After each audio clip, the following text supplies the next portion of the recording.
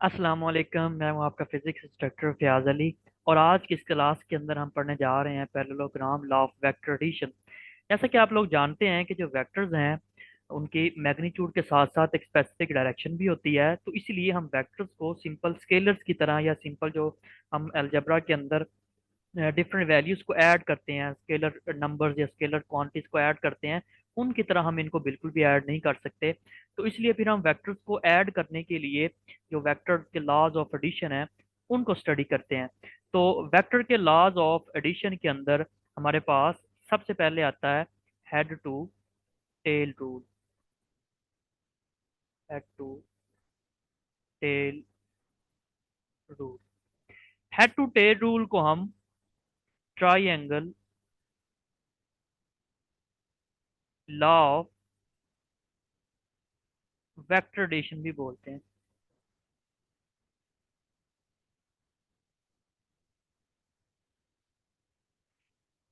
Head to tail rule के अंदर क्या होता है कि सपोज करें कि जैसे मेरे पास एक वेक्टर है और मैं इसको कह देता हूँ जी के एक मेरे पास सपोज करें कि ये दो वेक्टर है।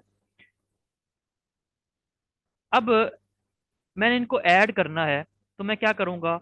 Head to tail. Head to tail से मुराद है कि मैं पहले वेक्टर का जो हेड है उसके ऊपर दूसरे वेक्टर की टेल्स को प्लेस करूंगा। अब सपोज करें कि ये मेरे पास एक पहला वेक्टर है और ये दूसरा वेक्टर है। अब मैंने अगर इनको ऐड करना है टू टेल रूल से, तो मैं क्या करूंगा? पहले वेक्टर के हेड के ऊपर दूसरे वेक्टर की टेल को प्लेस करूंगा। तो अब यही सेम वेक्टर जो है, ये पहला वेक्टर है, तो ये दूसरे पहले वेक्टर के हेड पे दूसरे वेक्टर की हम टेल को प्लेस करते हैं। तो ये मैं यहाँ पे अलग से ड्रा कर रहा हूँ। और ये है जी मेरे पास दूसरा वेक्टर। याद रहे, इनको ऐड करते हुए हमने इनका मैग्नीट्यूड और डायरेक्शन को चेंज बिल्कुल भी नहीं करना।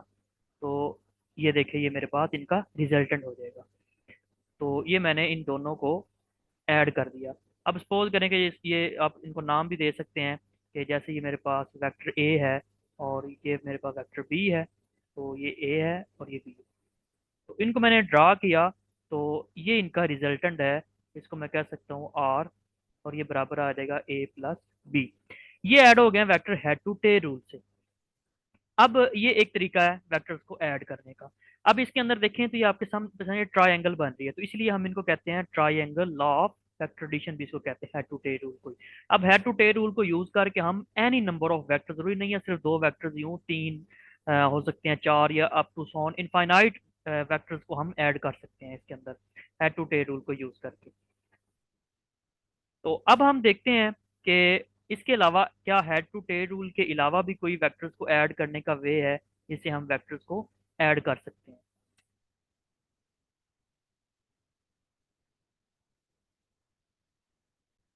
जी, तो जो दूसरा लॉ है जिनको हम यूज करके वेक्टर्स को ऐड कर सकते हैं, वो है हमारे पास parallelogram law of vector addition, जो कि हमने आज पढ़ना है। अब इसके अंदर हम क्या करते हैं? हेड टू टेल रूल के अंदर हम तो ये करते हैं कि पहले वेक्टर के हेड पे दूसरे वेक्टर की टेल को प्लेस करते हैं। लेकिन parallelogram law of vector addition के अंदर हम ये करते हैं कि दोनों वेक्टर्स की टेल को मिलाते हैं। जैसे ये है मेरे पास, ये पहला वेक्टर है, आप देख सकते हैं इसकी टेल, जैसे यहाँ पे इसको मैं कह सकता हूँ कि जिसकी टेल ओ है, और इसको भी मैं नाम कोई दे सकता हूँ, कोई भी आप इसको नाम दे दें। सपोज मैं ए नाम दे देता हूँ और इसको मैं वेक्टर पी कह देता हूँ, तो इससे फर्क नहीं पड़ेगा। अब ये जो वेक्टर ओ है इसकी टेल है, और ये जो हेड पे है ये वेक्टर, ये पॉइंट ए है। अब ये जो ये बन जाएगा वेक्टर ओ ए बन जाएगा, और इसको मैं कह सकता हूँ कि ये मेरा वेक्टर पी है। अच्छा, अब देखें, अब सेम यही वेक्टर्स जो हमने यहाँ पे लिए हैं, अब सेम वही हम parallelogram law of vector addition से उनको ऐड करेंगे, और देखेंगे क्या क्या हेड टू टेल रूल और इससे parallelogram law of vector addition में कोई डिफरेंस आता है ऐड करने से वेक्टर्स को। देखें जी, सेम यही वेक्टर मैंने लिया, ये देखें जो सेम ये मैंने ड्रा किया।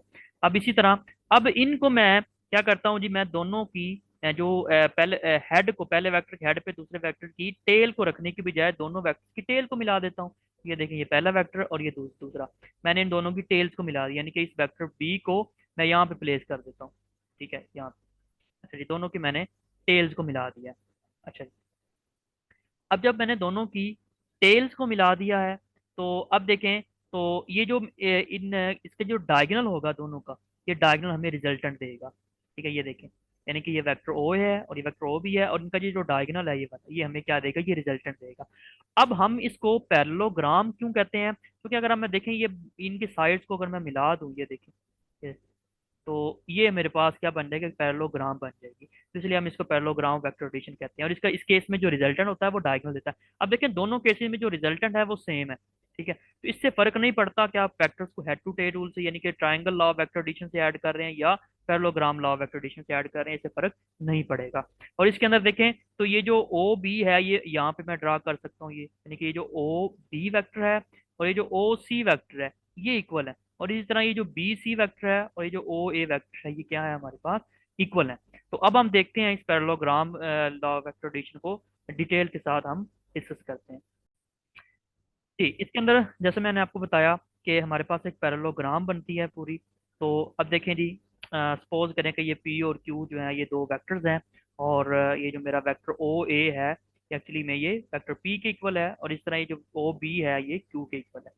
अच्छा, अब इसी तरह इनके क्रॉसपॉन्डिंग जो वेक्टर्स हैं, इक्वल वेक्टर्स हैं, ये मैं यहाँ पे ड्रा कर रहा हूँ, देखिए यहाँ। तो अब अगर मैं हेड टू टेल रूल को यूज करूं, तो हेड टू टेल रूल के अकॉर्डिंग क्या है कि जो ओ सी है ये रिजल्टेंट है। अच्छा, रिजल्टेंट में देखें हमारे पास हेड टू टेल रूल में क्या होता है रिजल्टेंट में, कि जैसे एक वेक्टर ये है और दूसरा वेक्टर ये है, और ये इनका रिजल्टेंट है। तो इसके अंदर क्या होता है कि जो रिजल्टेंट वेक्टर होता है उसकी जो टेल है वो पहले वेक्टर की टेल से मिली होती है, और जो रिजल्टेंट वेक्टर का हेड है वो दूसरे वेक्टर के हेड से मिला होता है। तो ये एक पहचान है रिजल्टेंट वेक्टर की।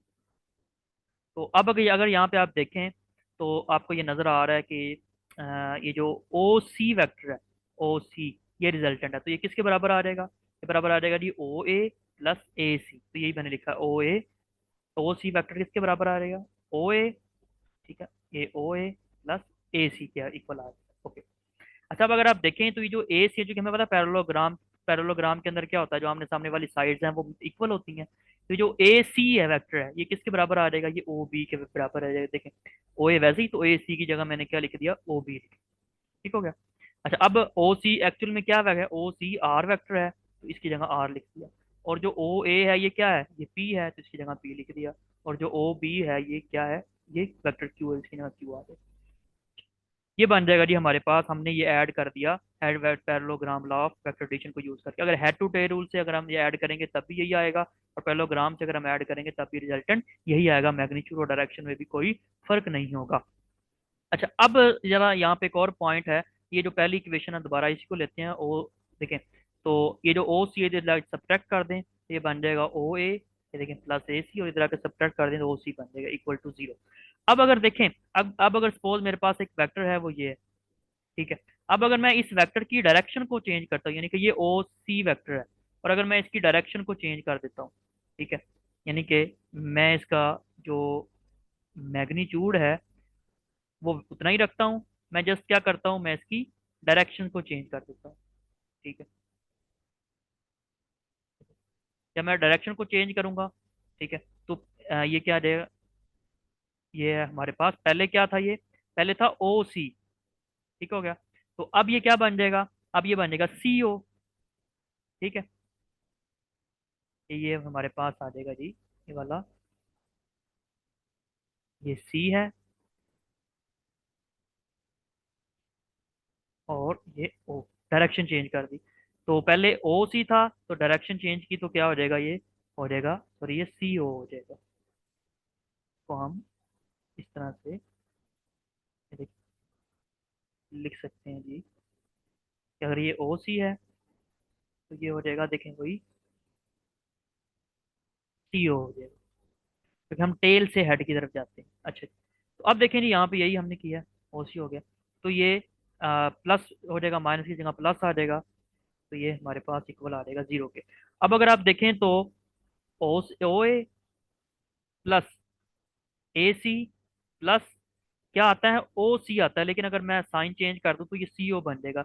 यानी कि हम ये कह सकते हैं कि ओ ए सी प्लस सी ओ, यानी कि मैं जहाँ से स्टार्ट कर रहा हूँ वहीं पे आके मेरा एंड हो रहा है, तो ये इक्वल टू जीरो आ जाएगा। यानी कि हम अगर जहाँ से स्टार्ट करते हैं वहीं पे अगर आके एंड करते हैं, तो उन उनका जो सम होता है वो जीरो के इक्वल आ जाता है। तो इसी को हम कहते हैं triangle law of vector addition.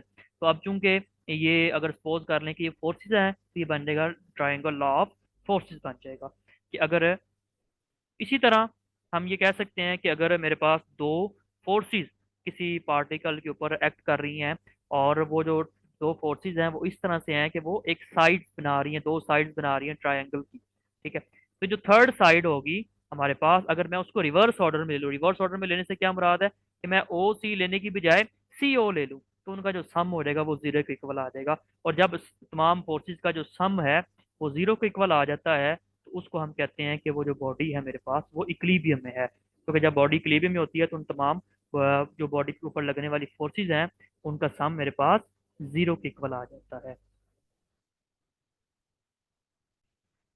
तो यहाँ पे एक और पॉइंट देखें कि ये जो वेक्टर हमारे पास, वेक्टर ओ पी, यानी कि ये वेक्टर ओ ए है, सॉरी, ये वेक्टर ओ ए जो रिजल्टेंट के साथ एंगल बनाएगा वो एंगल थीटा है।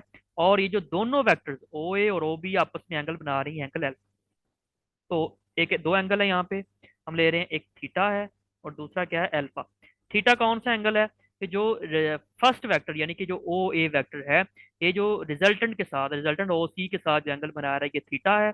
और दो वेक्टर्स जो आपस में एंगल बना रहे हैं, ओ पी और ओ सॉरी ओ ए और जो ओ बी वेक्टर आपस में एंगल बना रहे हैं, इनके पी और क्यू जो वेक्टर्स आपस में एंगल बना रहे हैं ये अल्फा है। तो अब हम इनकी देखते हैं कि हम इनका ये जो रिजल्टेंट आता है इनका इसका मैग्नीट्यूड कैसे फाइंड कर सकते हैं। और फिर देखेंगे कि इस रिजल्टेंट की हम जो डायरेक्शन है, इस वेक्टर जो रिजल्टेंट है इसकी मैग्नीट्यूड पहले निकालेंगे और फिर देखेंगे इसकी हम डायरेक्शन कैसे फाइंड कर सकते हैं। जी, तो पहले हम इसका फाइंड करते हैं जी मैग्नीट्यूड ऑफ रिजल्टेंट फोर्स। अगर वो वेक्टर सपोज अगर आप फोर्स अज्यूम कर लें तो आप रिजल्टेंट हम उसका फाइंड कर सकते हैं रिजल्टेंट का। जी, रिजल्टेंट फोर्स जो है जिसको हम आर कह रहे हैं ये बराबर आप जानते हैं, अभी मैंने बताया पी प्लस क्यू के इक्वल है। अब हम इसी के साथ सेल्फ डॉट प्रोडक्ट लेंगे। सेल्फ का मतलब है कि आर का आर से डॉट प्रोडक्ट लेंगे, तो आर का आर से डॉट प्रोडक्ट लें, और पी प्लस क्यू का पी प्लस क्यू से डॉट प्रोडक्ट लें, ये आ जाएगा। देखिए आर डॉट आर, हमें पता है कि डॉट प्रोडक्ट का जब वो दो सेल्फ प्रोडक्ट लेते हैं तो वो उसके स्क्वायर के इक्वल आता है। लेकिन जी आप पहले वेक्टर का मैग्नीट्यूड दूसरे का, और इन दोनों सेल्फ प्रोडक्ट में दो वेक्टर में एंगल जीरो बनता है। इसी तरह यहाँ पे हम इनको मल्टीप्लाई करेंगे तो पी डॉट पी पहले लेंगे, फिर पी डॉट क्यू लेंगे, और फिर इसी तरह क्यू डॉट पी लेंगे और फिर क्यू डॉट क्यू लेंगे। लेकिन ये तो हो जाएगा सिंपल आर स्क्र हो जाएगा, कॉस जीरो जो हमें पता है वन होता है। तो इस तरह पी डॉट पी क्या हो जाएगा, वो भी पी स्क्र हो जाएगा, P P into cos of zero. इस तरह पी डॉट क्यू और क्यू डॉट पी, क्योंकि मैं बताया कि डॉट प्रोडक्ट कम्यूटेटिव होता है, यानी कि पी प्लस डॉट क्यू और क्यू डॉट पी ये इक्वल होते हैं, तो इसके लिए हम इसके साथ ट्वाइस लिख सकते हैं। ठीक है, तो ये टू पी डॉट क्यू आ जाएगा। इस तरह क्यू डॉट क्यू आ जाएगा मेरे हमारे पास पहले वेक्टर का मैग्नीट्यूड, दूसरे वेक्टर का मैग्नीट्यूड और कॉज ऑफ इनके दरमियान जो एंगल बनता है, क्योंकि ये सेल्फ में है तो ये जीरो आ जाएगा। क्या आ जाएगा, आर स्क्र पी स्क्र आ जाएगा, और ये बन जाएगा जी टू पी डॉट क्यू, और ये क्यू स्क्र आ जाएगा। और अगेन पी डॉट क्यू को हम कैसे लिख सकते हैं, dot by the definition of dot product P Q cos of. अच्छा, अब यहाँ पे हमने एंगल कौन सा लेना, ऊपर मैंने आपको बताया कि दो एंगल्स बन रहे होते हैं, एक थीटा है और एक अल्फा है।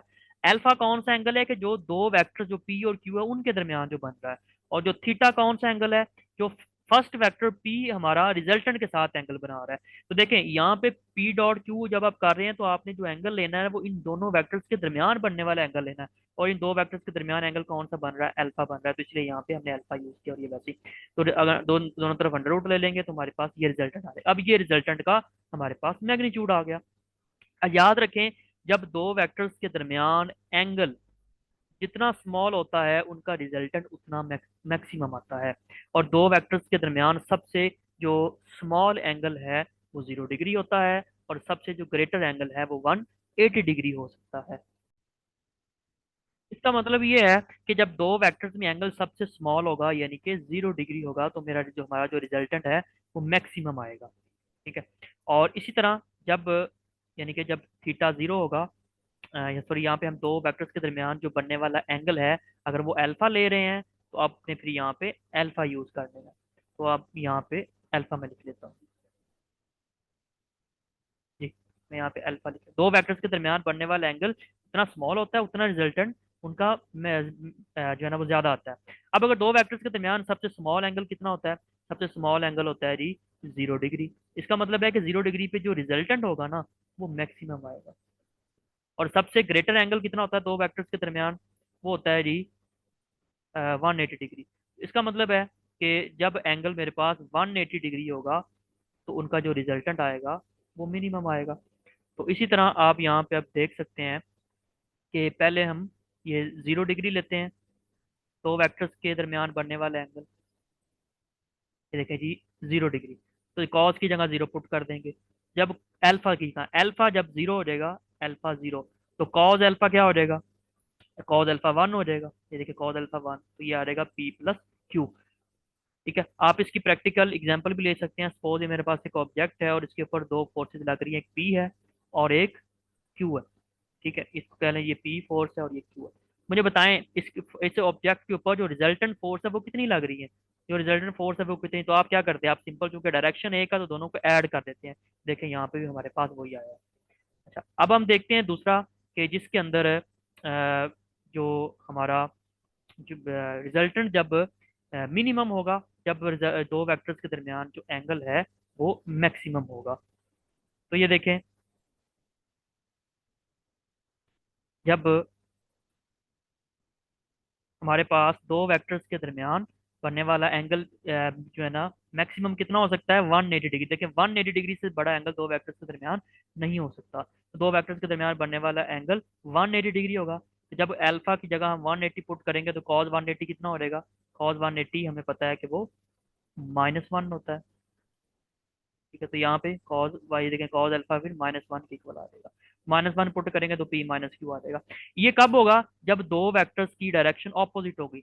जब दो वेक्टर्स में एंगल 0 होता है तो वो पैरेलल वेक्टर्स होते हैं। जब दो वेक्टर वेक्टर में एंगल 180 डिग्री होता है तो वो एंटी पैरेलल होती है, यानी कि एक इस तरफ लग रही है फोर्स और एक इस तरफ लग रही है। तो अगर मैं आपसे पूछूं कि इस ऑब्जेक्ट के ऊपर लगने वाली नेट फोर्स कितनी है, यानी कि अगर मैं कह लूँ इसके ऊपर 14 फोर्स है ये, और सपोज करें कि ये 10 न्यूटन फोर्स, तो मैं आपसे पूछूं कि इस ऑब्जेक्ट के ऊपर लगने वाली जो रिजल्टेंट फोर्स है। अच्छा, अगर मैं आपसे पूछता हूँ जी बॉडी पे लगने वाली टोटल फोर्स कितनी है, तो टोटल में क्या करेंगे? टोटल में दोनों को ऐड करें, सिंपल क्या हो जाएगा? 24 न्यूटन हो रहेगा। लेकिन अगर मैं पूछता हूँ रिजल्टेंट या नेट फोर्स कितनी लग रही है, तो वो कितनी लग रही है जी? ये 10 वाली इससे 10 से कैंसिल हो जाएगी, तो बाकी कितनी रह जाएगी? 4 न्यूटन। तो ये 4 आपने कैसे निकाला? 14 - 10, 4 न्यूटन। तो कैसे आया? सिंपल दोनों को सब्ट्रैक्ट करके। देखें यहाँ पे भी हमने यही रिजल्टेंट निकाला है, सिंपल दोनों को सब्ट्रैक्ट किया। ठीक हो गया? तो ये सिंपल ऊपर फार्मूला बनता है square plus B square plus 2ab minus 2ab, तो ये सिंपल इसका स्क्वायर है। अच्छा, अब हम देखते हैं एक केस जब दो वेक्टर्स में एंगल 90 डिग्री होगा। जब दो वेक्टर्स में एंगल 90 डिग्री होगा तो cos 90 पुट करेंगे, cos 90 में पता 0 होता है। तो यहाँ पे सिंपल आ जाएगा P square plus Q square. इसका मतलब अगर दो वेक्टर्स परपेंडिकुलर हैं, ये आमतौर पे हमने रिजल्ट पढ़ा होगा आप लोगों ने, रिजल्टेंट जो हम लेते हैं, जो अगर दो वेक्टर जैसे सपोज करें कि मेरे पास एक वेक्टर है रेक्टेंगुलर कंपोनेंट के केस में, तो 2i + 3j लिखते हैं। तो आप क्या करते हैं, इसका मैग्नीट्यूड ए वेक्टर का कैसे निकालते हैं? पहले का स्क्वायर करते हैं प्लस दूसरे का स्क्वायर करते हैं और फिर अंडर रूट करते हैं। तो ये हमें कैसे पता चला यही इस तरह इनको करना है? क्योंकि ये दोनों आई और जे यूनिट वेक्टर्स परपेंडिकुलर होते हैं। आई अलोंग एक्स एक्सिस होता है और वाई जे अलोंग वाई एक्सिस होता है, तो परपेंडिकुलर होते हैं, तो इसलिए हम इनको इस तरह फाइंड करते हैं। तो ये बेसिक फार्मूला यहाँ से आता है, ये देखिए ये है वो फार्मूला। बेसिक फार्मूला ये वाला है, रिजल्टेंट वाला।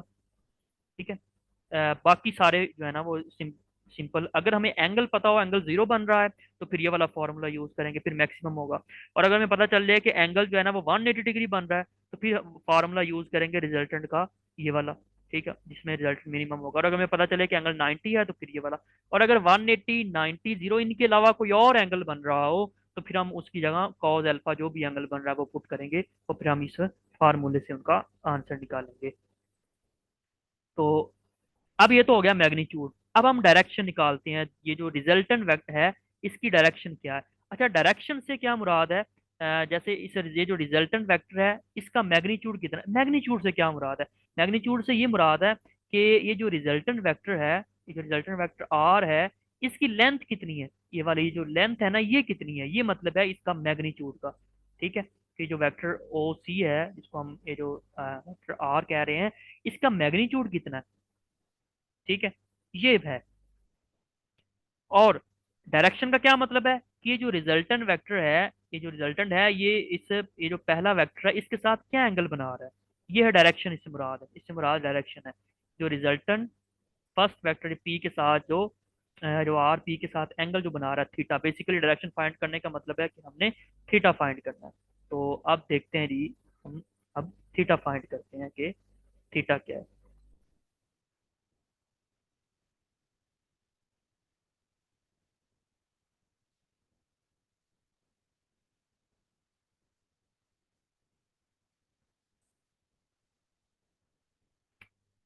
जी, तो हम यहाँ पे फाइंड करते हैं जी अब थीटा।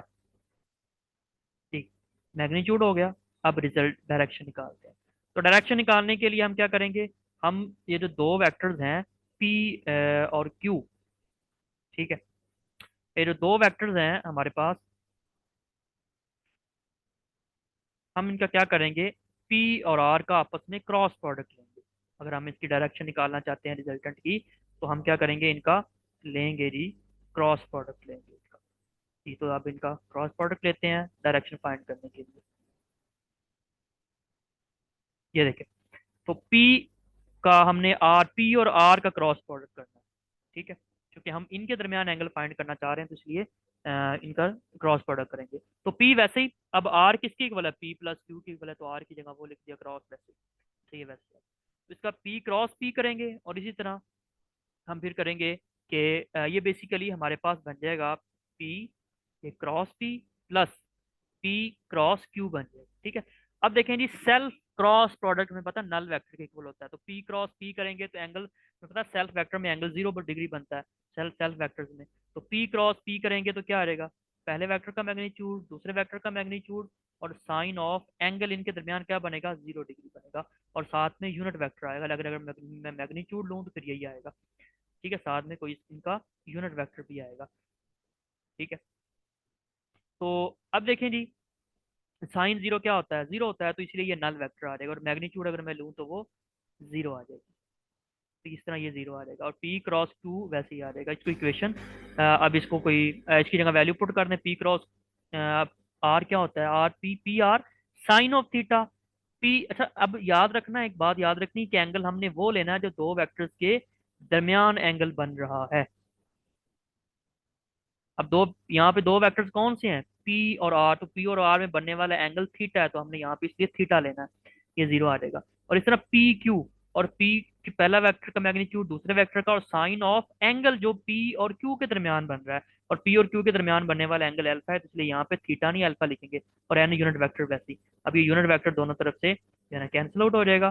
तो ये आप देख सकते हैं यहाँ पे पी भी कैंसिल हो जाएगा, तो R sine of theta Q sine of alpha के इक्वल आ जाएगा।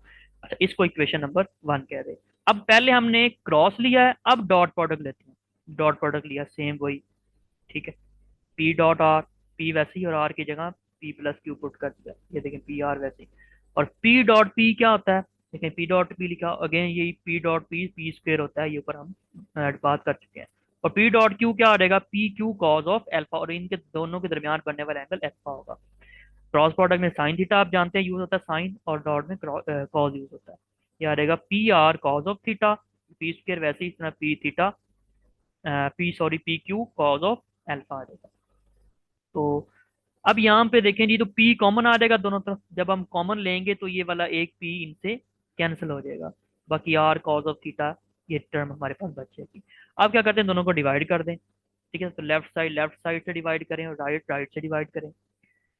तो इनको डिवाइड करें जी, इसको ऊपर लिखें इक्वेशन 1 को, और इक्वेशन 2 को नीचे। तो ये देखें डिवाइड करेंगे तो आर आर से कैंसिल, ये तो वैसे ही रहेगा। तो साइन और कॉस टेन के इक्वल होता है, तो ये हमारे पास आ जाएगा।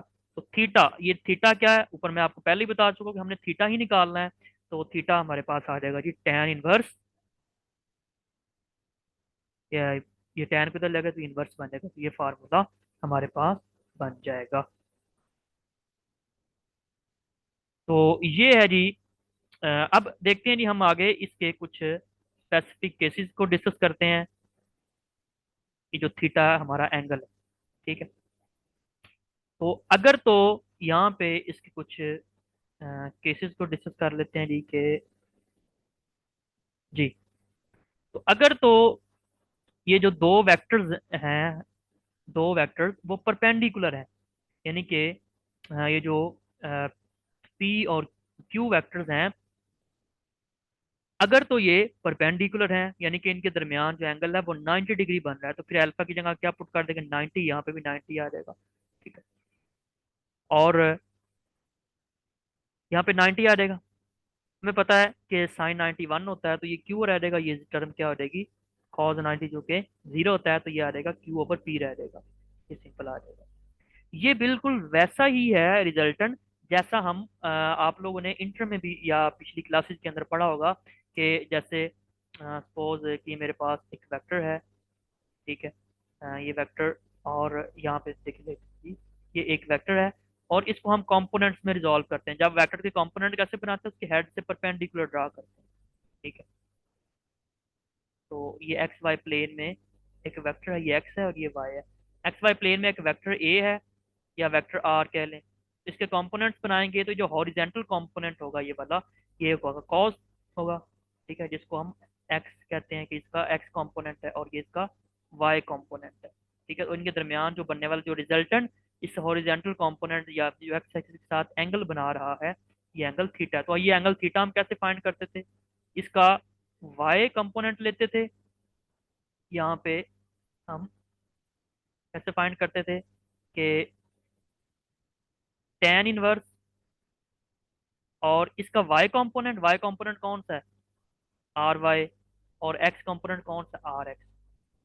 तो ये हम कैसे कर लेते थे, ये वहां पे हमने डायरेक्ट लिखते थे कि क्योंकि ये दोनों परपेंडिकुलर हैं, तो परपेंडिकुलर ये क्या करते हैं, उसका सिंपल उनके वर्टिकल कंपोनेंट और हॉरिजॉन्टल कंपोनेंट लिखते हैं। तो यहाँ पे क्यू पी और क्यू है, तो इसलिए क्यू और पी सिंपल आ जाएगा।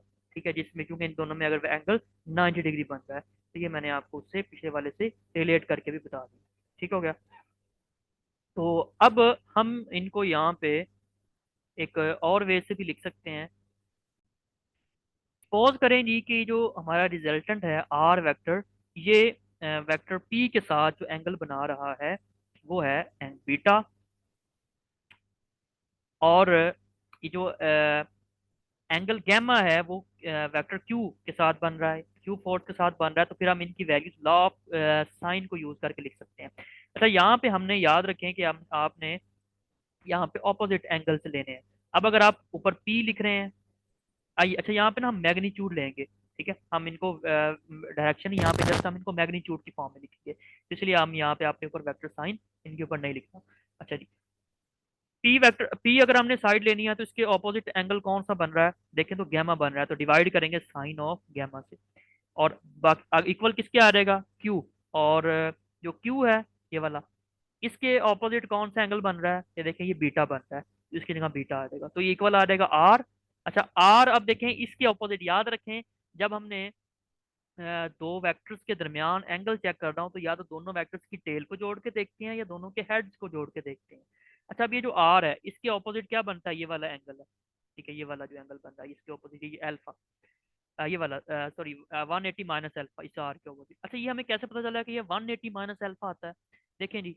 सपोज करें मैं इस वेक्टर पी को थोड़ा सा आगे एक्सटेंड कर रहा हूँ, ये एक्सटेंड किया, और यहाँ पे जो वेक्टर पी और क्यू ये जो एंगल बना रहे हैं इसको कह देते हैं कि ये एंगल अल्फा है। अच्छा, अब देखें जी कि जो टोटल एंगल बन रहा है ये वाला, ये वाला टोटल एंगल, यहाँ पे अगर मैं आपको बताऊं, तो ये जो टोटल एंगल बन रहा है ना, ये वाला टोटल एंगल, ये है 180 डिग्री, ये टोटल टोटल एंगल है 180 डिग्री। अब 180 डिग्री में से अगर मैं ये वाला एंगल निकाल दूंगा, ये वाला अल्फा, तो 180 माइनस अल्फा, तो ये वाला एंगल आ जाएगा, तो इसलिए यहाँ पे 180 माइनस अल्फा लिखा, और हमें पता है कि साइन 180 माइनस अल्फा जो है ये साइन अल्फा के ही इक्वल होता है।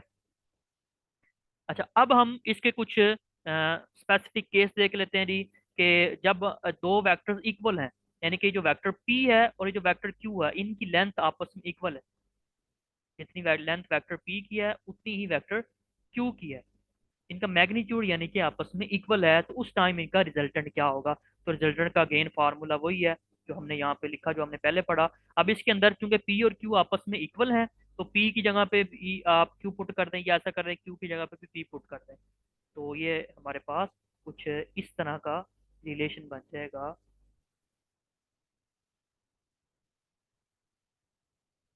ये देखिए, अगर हम मैं पी की जगह पे भी P is equal to Q put कर दें, क्यू की जगह पे पी पुट कर दें, तो ये आ जाएगा P square plus P square, यहाँ पे क्यू की जगह पी आ जाएगा।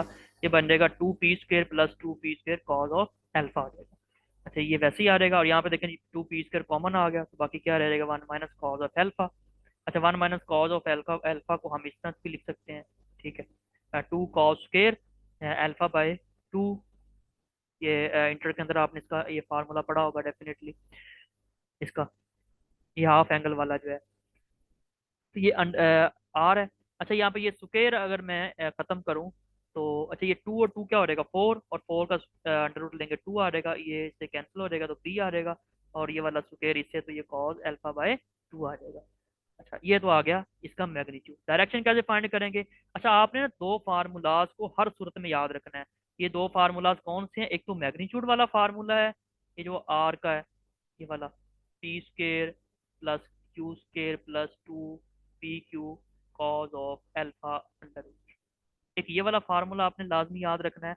और दूसरा ये वाला रिजल्टेंट की जो डायरेक्शन है वो निकालने वाला, ये टेन थीटा वाला जो फार्मूला, ये याद रखना है। अच्छा, अभी यही हम कंडीशन यूज करते हैं, दोनों इक्वल है, तो पी की जगह पे भी, जो क्यू की जगह भी पी पुट कर दें, तो ये हमारे पास बन जाएगा जी पी साइन अल्फा, यहाँ पे क्यू की जगह पी पुट कर दें, यहाँ पे भी पी पुट कर दें, तो ये आ जाएगा जी साइन अल्फा। पी पी से पी यहाँ से कॉमन ले कैंसिल हो जाएगा, वन माइनस कॉज अल्फा आ जाएगा।